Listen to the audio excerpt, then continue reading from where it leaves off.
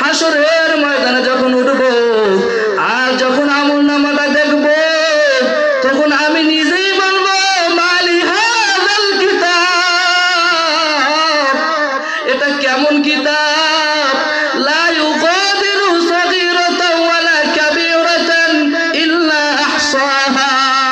আয় হায়, এটা কেমন কিতাব, ছোট থেকে ছোট, বড় থেকে বড় কোনো কিছুই এর মধ্যে বাদ পড়ে নাই। এরকম ভাবে আফসোস করতে থাকবে এ দুনিয়ার মানুষ। আমল ছাড়া আমাদের গতি নাই, আমল ছাড়া আমাদের কোনো সামনে চলার কোনো রাস্তা না। বিসমিল্লাহির রহমানির রহিম।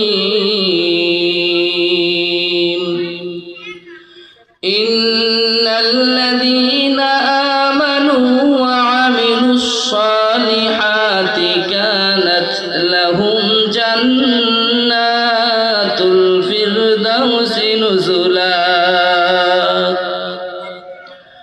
সাদাকাল্লাহু মাওলানাল আযীম ওয়া সাদাকা রাসূলুন নাবিয়্যুল কারীম ওয়া নাহনু আলা যালিকা মিনাশ শাহিদিন ওয়াশ শাকিরিন ওয়ালহামদুলিল্লাহি রাব্বিল আলামিন।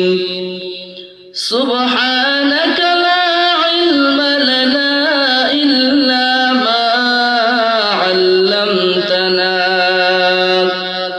ইন্নাকা আনতাল আলিমুল হাকীম।